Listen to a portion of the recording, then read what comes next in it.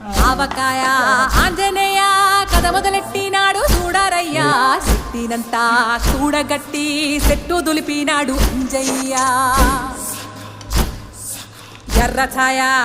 ఛాయ కోతి అవతార వెంటమాయ కత్తి సేత పట్టకుండా కాయ కోసినాడు కపిలయ్యా